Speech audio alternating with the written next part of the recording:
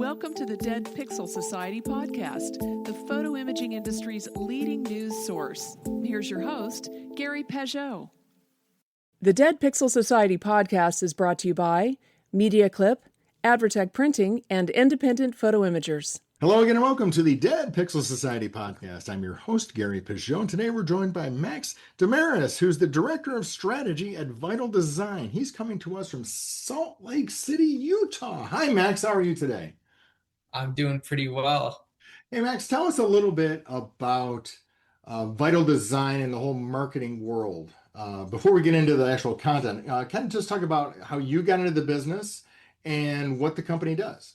Yeah, for sure. So I've been at Vital for the last 9 years or so. We're a full service marketing agency. We basically build brands and brand foundations and websites. And we take those websites, brands, and foundations and bring them into what we call digital marketing retainers, which is basically driving more traffic, driving more leads, driving more revenue through marketing activities to capture a positive return on investment. Mm-hmm. And so we basically build brands and market those brands and companies to drive positive return on investment.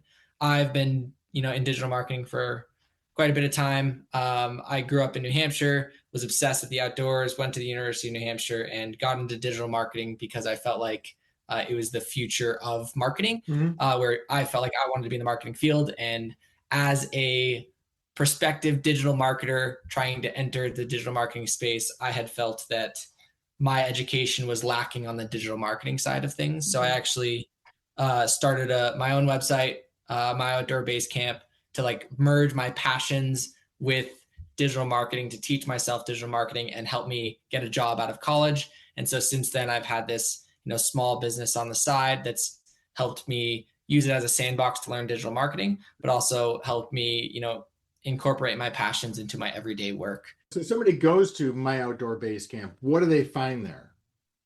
They're going to find a whole bunch of trail guides and information on specific adventures. So for example, how to hike a specific mountain or fly fish a specific river. They're going to find tons of gear reviews, both things like the best backpacks or individual reviews on backpacks and things like that. And so it's just a litany of resources to help people get outside, as well as just, tips for getting into trail running or getting into fly fishing, whatever it may be.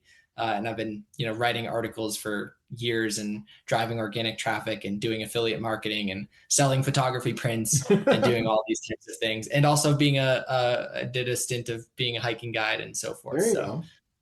Yeah. So actually, prints, do you have a preferred lab for that? It's okay to name them if you got somebody preferred. Yeah. So I did the digital marketing thing and drop shipped everything and used a service called Printful. Okay. Which basically allowed me to easily spin up tons of products on my WooCommerce site. Basically, it allowed me to test much easier what type of product is working. And I know if someone purchases, it's auto-fulfilled. And so I could do canvas prints or specific prints or even t-shirts and things like that, all from one place pretty quickly. And so that was something that was, not the most profitable thing when you do it that way, but allows you to do a lot of pivoting and testing early on. Yeah, actually, I've had Printful on the podcast before, so the audience is very familiar with Printful. I think it'd be exciting for them to hear somebody, a user, actually from their perspective, right? So let's talk a little bit about that A/B testing piece, because I think that's something that, at least in our industry, there's not a lot of action on, right? Can you talk about what A/B testing is and when you'd want to use it, like for services or for just appeals or for gears or for gear launches, or what are some of the things that would be ideal for that? Yeah, totally. So A/B testing inherently is testing two variations of one thing against one another to see which performs best. You'll often hear people refer to it as A/B testing when they might actually be doing what's more called multivariate testing, because a true A/B test is testing one specific thing against one other specific thing. And in the case of small businesses, that's often really hard to do without lots of volume. Right. Meaning you can run test against one another, but unless you have a substantial amount of volume or very big differences in results, it's hard to get statistical significance and say this version actually outperformed this one versus the other one. Yeah. So A/B testing is basically testing two things. I think every small business owner or organization should be doing some type of A/B testing. And where I would say small businesses should focus on is less of the A/B test and more of the, I'm going to test one thing against an entirely different variation of a similar thing, Okay. and change a whole bunch of things so that we can get large differences in performance that allows us to get more statistical relevance. Mm-hmm. And you can do this in tons of different ways. So for example, on the advertising side of things, if you wanted to test two entirely different products Mm-hmm. against the same keywords on Google, you could do that. You would send them to two entirely different landing pages and see how one converts versus the other. Mm-hmm. And there's millions of different tests that you can run as a small business owner or individual. So when you say A/B testing, like I know there's a lot of the email platforms like MailChimp and whatnot have that built in. Is that okay just to use what they've got, or is there a special tool that people should be considering? Yeah, it just depends what you're trying to do. So for email, I think it's a great tool for everyone, and tons of people use tools like MailChimp, and you should be using their built-in A/B testing. So for example, any email you send, a great way to leverage that A/B testing is to test subject lines. Mm-hmm. So you don't even necessarily have to do what MailChimp kind of pushes you to do, which is like test 20% of your audience and then send the rest to the winner. What you can do is just totally split it 50-50. Mm-hmm. And then every single week or every single month when you're sending something, you can glean lessons from that. This performed better than this one on this week. And this one performed better than this one on this week. And you can just take kind of anecdotal evidence out of these A/B tests that you're running and just teach yourself what's working, what's not working. It's a great use case for doing that.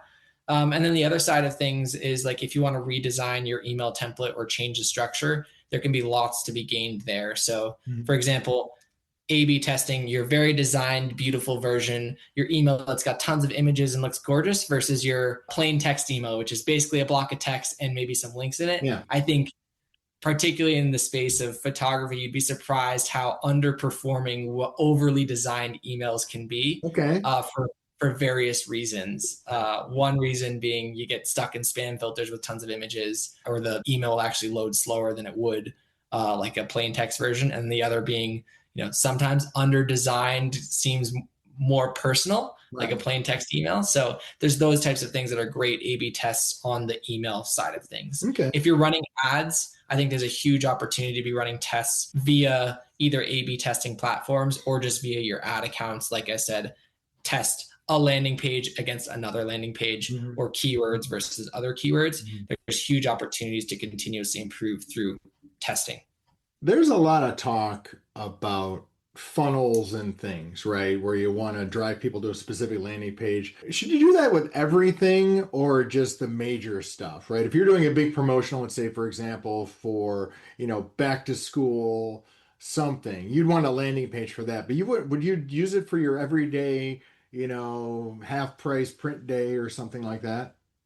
It's a good question. And I would say almost always a designated landing page is going to outperform where you're going to send people. To the extent in which it's going to outperform depends pretty drastically on the quality of your original page that you're going to send people to.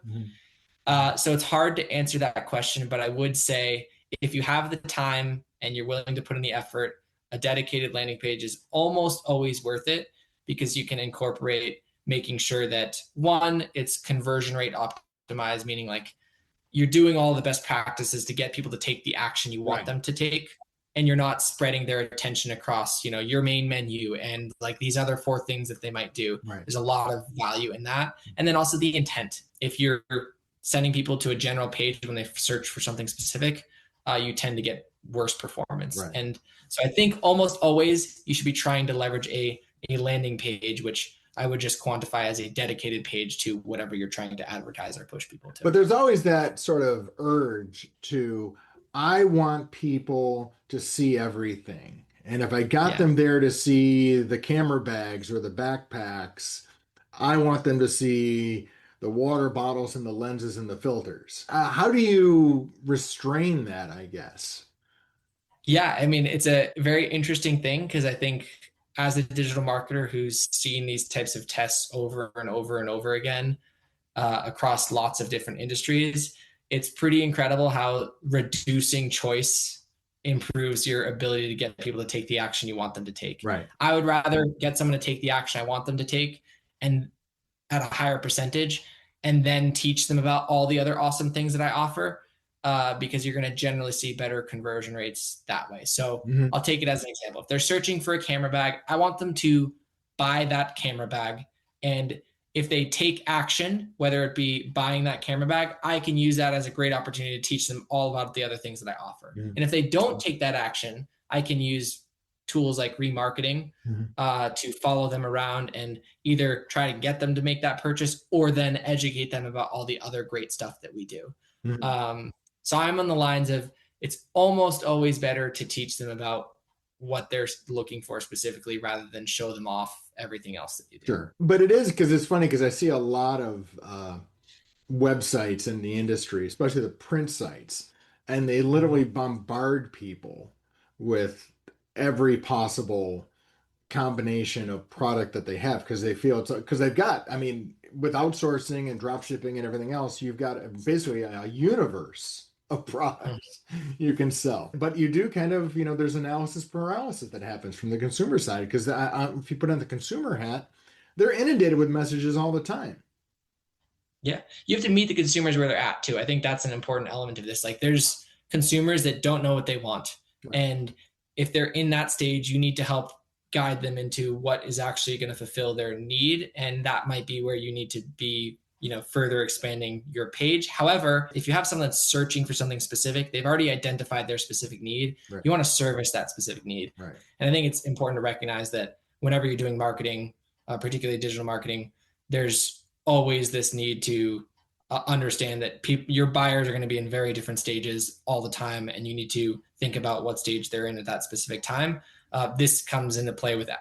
Paid search advertising as an example all the time. Like, the keywords that you're going after will either indicate they're ready to buy this one thing right now, or they're much higher up in the buyer's funnel and we have to do more education, or they're interested in 5 or 6 different products, or they're in a comparison mode. And right.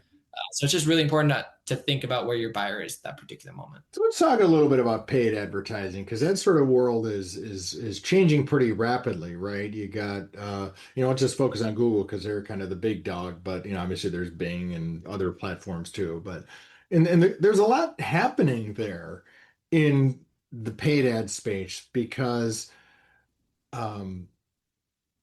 AI is coming in and it's stealing a lot of traffic from Google. What do you think how that's gonna impact the paid advertising piece?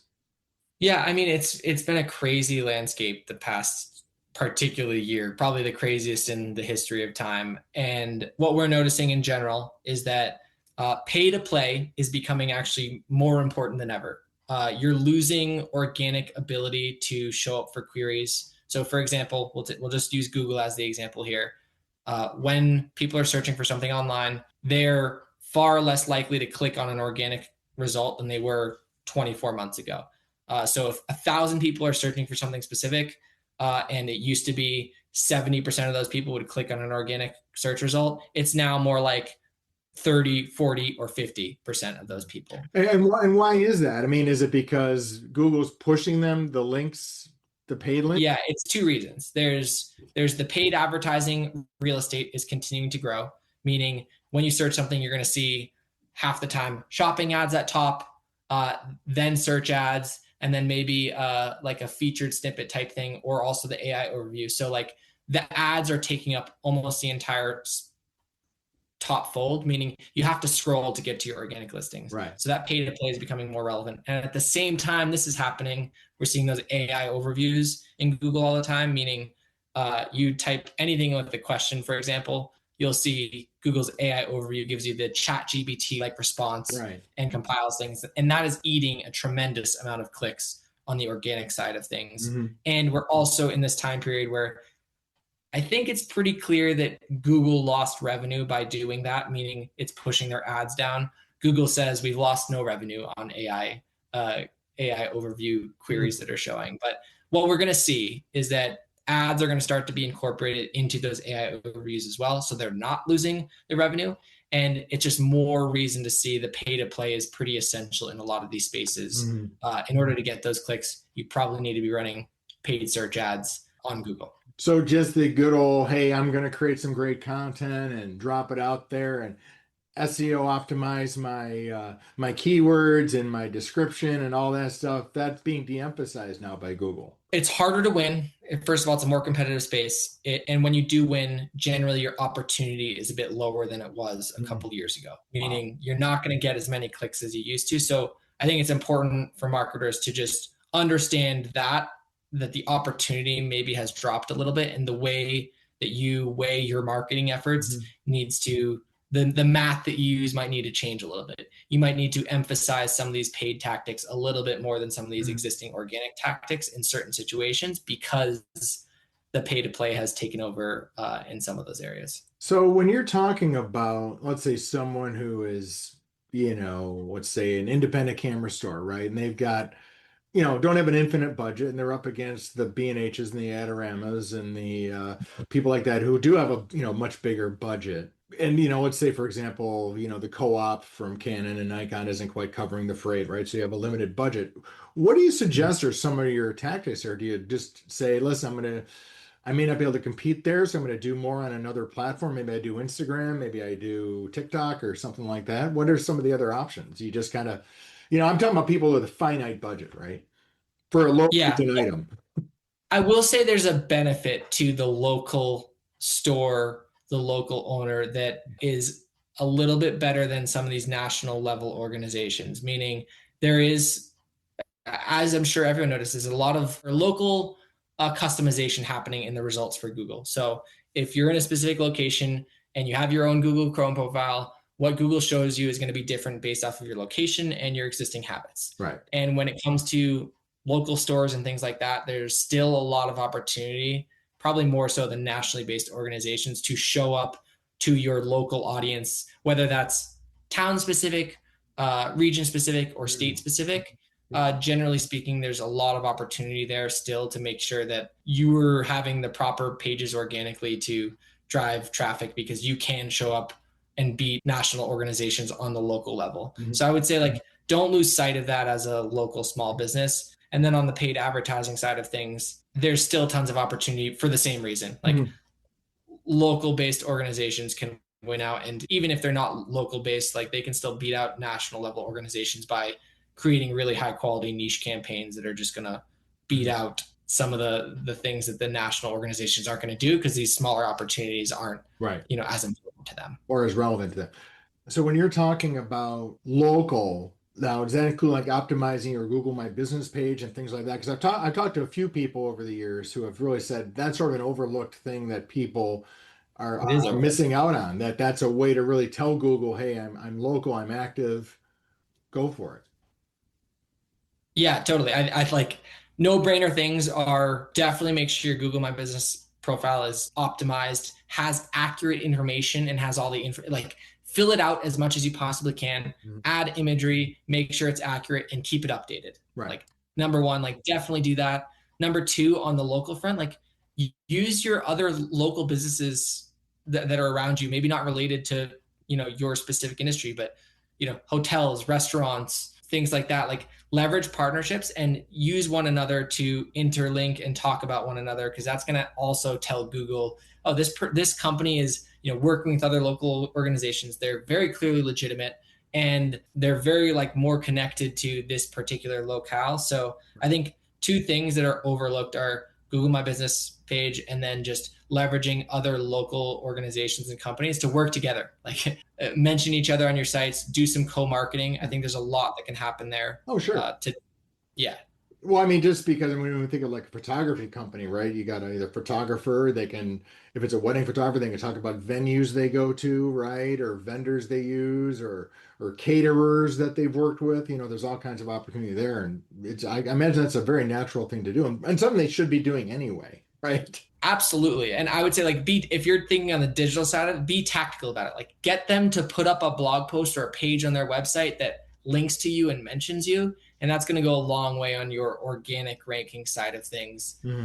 Because Google wants to see those things. It's indicative that you're in that community, you're speaking with other businesses, and it's going to help you a lot on the organic side of things and the trust building side. Because that's really, I think, one of the things that people tend to overlook is part of Google's promise to their users is we're sending you to legit places that these are valid things. So, when people have problems with Google, it's probably because they haven't done enough on their end to appear legitimate to the Google. Yeah, totally. I think I'll add one more thing before we get off, is just reviews and testimonials are so important for this type of thing. So like, make sure you have a process to go back to your happy customers and have them leave you some type of review. Google's a great place for that. Leave Google reviews, but if you're using some type of third-party review platform, do that as well. Yep. Make sure there's something in there, because it's hugely beneficial on multiple fronts. Of course, the organic front, showing that trust building. Google's more likely to rank you higher if you have lots of reviews, but it's also hugely important on the conversion front. Like, the more you have these reviews from other happy customers, the more likely that person that is already on your website is going to make a purchase or engage with you in some way. Stay with us. We'll be right back. Marketing is a puzzle. You can either give into the confusion or learn to love the solve. On the Axiom's Real Talk About Marketing podcast, guests like Aaron Schaefer of GM share how to manage challenges. Make sure that you're not fixed in terms of what you're thinking about. The team's going to change, and the way teams operate are going to change. COVID was a great example of that. The industry is going to change.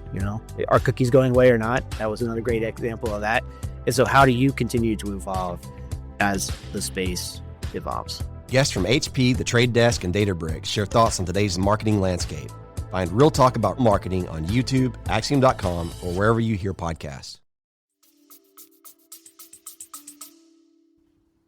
So there's always a talk about, in marketing, how important video is coming, how important that is for all that. But you also hear different things also about it gets attention, but doesn't necessarily help with transactions. Is that something you're seeing? No, I would say video is helping with transactions a lot. When we put videos on product pages for our clients, for example, we see conversion rates spike pretty substantially. So it can vary, but basically anytime we leverage a video on any page, we almost always see an improvement in conversion rate, meaning the people that hit that page convert into our desired action more frequently when a video is on it. This is true for early stage leads. So think like an ebook or a white paper or joining a webinar, but it's also true for product pages. So an e-commerce purchase or even picking up the phone and speaking to a sales representative. When we include videos on pages, it's extremely rare for us to not see a bump in conversion. And it's the crazy thing, it's almost becoming table stakes to have video in a lot of things across lots of organizations. So the more that you can incorporate video, the better. And then on top of that, we're also seeing the increased traffic and increased rankings on many types of pages when we incorporate videos. So this happens for blog posts, meaning like do a video that covers a lot of what's in the blog post that you're talking about. We tend to see that blog post improve in rankings. This happens on product pages. When we add videos to product pages, we tend to see those product pages show up in search engine result pages higher because there's a video on there. And then there's the third element of it, which is this depends on the topic of the video, but if it's a video that you also publish, say on YouTube, you have the opportunity to show up on YouTube for people searching for that particular topic. And that same thing applies to the social media channels where like search engine optimization is no longer just a Google thing. TikTok is a search engine, Instagram is a search engine, Amazon is a search engine, YouTube is a search engine. You have to be thinking about your content in multiple medias because of that. And it gives you that opportunity to not only convert people on your website better, but also you have this other channel where people may find you because they're searching for these types of things in video format. I guess where I was going with that was just saying not necessarily video on product pages, but on more like, doing Instagram hits and things like that. But as you say, it's even better though. I mean, there will be some benefit if you say, hey, this is our new bag. We got it. Click here for more information. That will perform better than a static picture. Yeah, almost always. I think the video-based stuff on social media is really important now. And I think I watch a lot of organizations get stuck in the trap, though, of like searching for views rather than their ideal target. Well, that's my point is because when I hear from people who do, stores who are like, they get into this and they get into a routine and it's almost like they want to be a performer, not a retailer.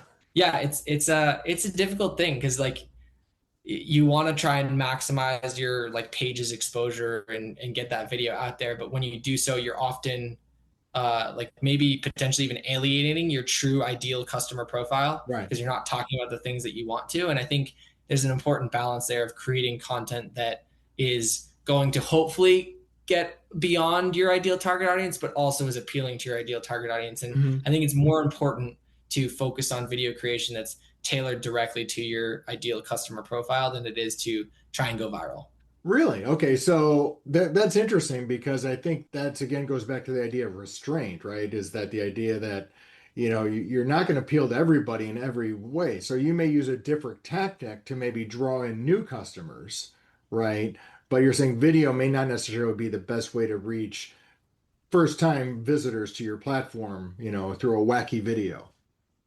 Yeah, I don't know. Or maybe a wacky video. I think there's a lot of opportunity for growth. I think on video based channels, like we're in a time period where we'll take Instagram or TikTok. Like you don't have to have a massive amount of following to grow those audiences. Absolutely. Like we're in a time where they pay off based off of how engaging the content is that you create to whatever audience they want to show it to. Right. So you, as someone who's starting fresh, if you produce really high quality content that's meant for a specific audience that follows the best practices of like maintaining engagement, there's a good chance that it's going to get pushed out to the right people and you're going to be able to continue to grow.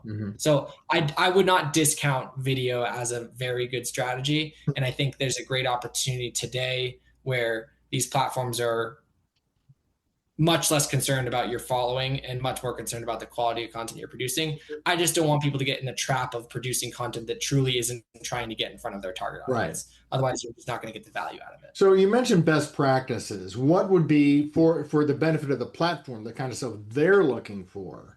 What would be one or two of the best practices there?